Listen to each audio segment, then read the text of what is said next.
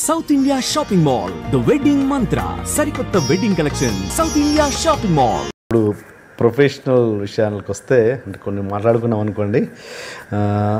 మీరు బిగినింగ్లో first acting కెరీర్కి వచ్చిన ముందు ఫస్ట్ మీరు పూరి జగన్నాథ్ గారి సీరియల్లో చేశారని, డిడిసి దూరదర్శన్ వందే మాత్రం 30 years ఇండస్ట్రీ క్యారెక్టర్ అప్పుడే చేశారని. అవును, అది చాలా విచిత్రమైన ఎక్స్పీరియన్స్. చెప్పాలి అది చెప్పండి. అది ఇంట్రెస్టింగ్గా ఉంటే చెప్పండి. అంటే నాకు ఇంట్రెస్టింగ్గా ఉంటాయి చెప్పండి.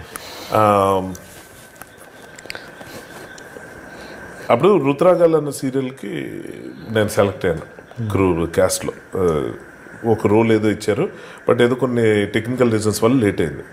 సో ఆ టైంలో ఏంటంటే నేను ఫైనాన్షియల్గా బాగా టైట్ పొజిషన్ అది, అంటే ఇంటి నుంచి కూడా ఏం తెచ్చుకునే పరిస్థితి లేదు. కొంచెం జాగ్రత్తగానే ఉండేవాడు డబ్బుల విషయంలో, బట్ ఆ వర్క్ లేదు. సీరియల్ దాదాపుగా ఒక 4 రోజుల పైన ఆపేసినట్టు గుర్తు. అప్పుడు ఎటువంటి ఇన్కమ్ లేకపోవడం వల్ల కొంచెం ఇబ్బంది పడుతుంటే మా ప్రొడక్షన్ మేనేజర్ ఒక అతను ఒకసారి ఫోన్ చేశాడు నాకు. అంటే ఫోన్ లేప్పుడు పేజర్ చేసి ఇలాగ ఎక్కడున్నావు ఏంటంటే ఇలా రూమ్లోనే ఉన్నాను. అంటే ఇక్కడ పలానా సీరియల్ షూటింగ్ జరుగుతుంది రా, junior artist almost. Okay sir ఒక్కసారి స్టేక్ నా బ్యాక్ అంటే అదేంటిది అంటే రా, డబ్బులు వస్తాయి కదా, ఒక కన్వీన్స్ అవి ఇవి కలిపి 100 రూపాయలు వస్తాయి. ఎందుకో బాధ, నాకేంటి పరిస్థితి అనిపించలే. ఓకే ఎలాగైనా నన్ను అర్హుడిని అనుకున్నాడు కదా అనుకున్నాను. ఏంటో వెళ్ళిపోయాను. వాకబుల్ డిస్టెన్స్ నేను ఉన్న రూమ్ నుంచి అక్కడికి వెళ్ళిపోయాను. ఆ హోటల్లో షూటింగ్ జరుగుతుంది అదే ఒక లొకేషన్లో. అక్కడ ఇంకా టిపికల్ జూనియర్ ఆర్టిస్టులు పడే వేదన ఏంటో నాకు ఆ ఒక్క రోజులో చూపించారు మొత్తం. అక్కడ యూనిట్ అంతా డ్రెస్సుల దగ్గర నుంచి నాకు సరిపోను ఇవ్వటం, అంటే క్రౌడ్లో ఇలా వాళ్ళకి తెలుసు కదా ఎలా ఉంటుంది ట్రీట్మెంట్, వాళ్ళకి వేసుకో అని చెప్పి డ్రెస్సులు ఇస్తే అతను కొంచెం టైట్ అయిపోయి నాకు ఇలా కాదు అంటే దానికి ఏదో ర్యాష్గా మాట్లాడే అప్పుడు ఒక కాస్ట్యూమ్ అసిస్టెంట్ అతను, ఎవరు మెయిన్ చీఫ్ కూడా కాదు, కొంచెం ర్యాష్గా మాట్లాడి ఇచ్చింది వేసుకో ఏంటి మాట్లాడుతున్నావు నువ్వు అది ఇది అని. బాబో ఇదేంటిది ఇలా మాట్లాడుతున్నారు, అసలు అలవాట్లేదు. పైగా ఏంటనుకొని వెళ్ళాను, నిల్చున్నాను. అక్కడ ఏం జరిగిందంటే డైరెక్టర్ పేరు పూరి జగన్నాథ్ అని చెప్పారు. ఓకే చూశాను. ఆయన అప్పటికి అతను ఇంకా సినిమాలు తీసినట్టు లేదు, ఇంకా అట్లా లేదు, తీస్తే నాకు తెలిసి ఉండేది కదా, లేదు. అప్పుడు అతను దగ్గర పనిచేస్తున్న అసిస్టెంట్ డైరెక్టర్ జోగి నాయుడు అని ఒక అతను ఉన్నాడు, బాగా ఫేమస్ యాంకరు యాక్టరు. సో యాక్చువల్గా జరుగుతోంది సీన్. నేను అదే మన revolutionary story in freedom fighters ఆ టైంలో అనమాట, ఇండిపెండెన్స్ స్టోరీ. సో దానికి సంబంధించి సీన్ ఏదో తీస్తున్నప్పుడు పెద్ద ఒక ఆయన డైలాగ్ చెప్పడానికి చాలా ఇబ్బంది పడుతున్నాడు. నేను క్రౌడ్లో వెనక నిల్చుని ఉన్నాను. ఎప్పటికీ అవ్వట్లేదు ఆ టేక్. ఇక్కడి నుంచి ఖడ్గం సీనే, ఇంకేమీ లేదు. అంటే మరి ఖడ్గంలాగా టప్పని పేపర్ లాగేసి నువ్వు వెళ్ళిపో అది కాదు, కానీ చాలా ఇబ్బంది పడతా ఉంటే జోగి నాయుడు గారు అక్కడికి పక్క వస్తే నేను పిలిచాను, ఏదో పని మీద వస్తే సార్ నాకు ఒక ఛాన్స్ ఇస్తారా, ఈ డైలాగ్ నేను చెప్పేస్తాను, నా బాధ ఏంటి వెయిటింగ్ ఎక్కువైపోతుంది, పాపం డైరెక్టర్ లేట్ అయిపోతుంది, ఇలా అది ఎవరైనా చెప్తే అయిపోతుంది కదా, అతనే ఎందుకు అన్న దీంట్లో అంటే అంత టైం వేస్ట్ చేయడం అవసరం అన్నాడు. సో ఫస్ట్ ఆఫ్ ఆల్ జోగి నాయుడు అన్న వ్యక్తి అసలు నన్ను అబ్లెస్ చేయాల్సిన పని లేదు, అతను వినాల్సిన అవసరం లేదు. అతను కొంచెం కొంచెం రఫ్గానే ఉంటున్నట్టు అనిపించింది అతని బాడీ లాంగ్వేజ్. కొంచెం మరి ఎందుకు అడిగేశాను ఒకసారి ఇలా షార్ప్గా నన్ను చూసి ఒకసారి డైలాగ్ చెప్పడం వచ్చా సార్ అంటే ఒక సీరియల్లో చేస్తాను రుద్రాగాలని, అది ఇంకా అది డైలాగ్ చెప్పడం వచ్చారా అదా అని అడిగాను. సారీ సార్ కరెక్ట్గా ఆన్సర్ చెప్పాలి కదా, వచ్చండి అన్న. సరే ఒకసారి ట్రై చేయండి, సీన్ పేపర్ కాపీ ఎంత దగ్గర ఉంది, అక్కర్లేదండి వచ్చి ఆల్రెడీ అన్న. ఎలా అని ఆయన ప్రాక్టీస్ చేస్తుంటే విన్నాను సార్. ఒక పిచ్చి లుక్, అంటే ఆయనకి చిన్న నవ్వు వచ్చేస్తుంది లోపల నుంచి. అరే ఏంటిడు అంటే అది ఓవర్ యాక్షనా, ఓవర్ కాన్ఫిడెన్సా, లేకపోతే ఇదేంటి, నాకేంటి ఆత్రం. నేను ఇదే కాగితం తీసుకున్న 10 నిమిషాలు అటు ఇటు తిరిగినా, బట్ నేను ఎంత రెడీగా ఉన్నానో అవతల వాళ్ళకి తెలియాలన్న ఒక తపన అనమాట. సరే అని ట్రై చేస్తే చెప్పా ఆల్మోస్ట్ ఒక 1.5 pages పెద్ద డైలాగ్ చెప్తే పూరి జగన్నాథ్ గారు కనీసం ఈ నెల్లు ఏదో చెప్తే ఆయన ఒకసారి అలా చూసాను, అతను ఓకే చెప్పించాడు రండి నేను, సార్ మీరు కూర్చోండి ఇది నెక్స్ట్ ఎపిసోడ్లో మీరు చేద్దరు కానీ. అతను పాపం అక్కడున్న ఆర్టిస్ట్కి ఏదో సమ్ ప్రాబ్లం ఏదో ఉన్నట్టుంది. ఓకే ఓకే అని పక్కకి వెళ్ళారు. నేను వచ్చాను, వచ్చి టక చెప్పేస్తున్నాను, మిత్రులరా మనకి ఇప్పటికే చాలా ఆలస్యం అయిపోయింది, దేశానికి స్వాతంత్రం కావాలి అది ఇది. సడన్గా నవ్వు వినిపిస్తుంది. ఏంటని చెప్పి చూస్తే పూరి గారు నవ్వుతున్నారు.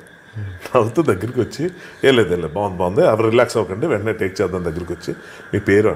సార్ హర్ష గారు, ఇది మీరు చాలా క్యాజువల్గా చెప్తున్నారు, చాలా రియలిస్టిక్ యాక్టింగ్, ఇది బాగుంటుంది యాక్చువల్గా. ఇప్పుడు మా శివ సినిమాలో అట్లా అన్ని శివాకి అసిస్టెంట్ డైరెక్టర్కి పనిచేస్తారని అప్పుడు తెలుసు.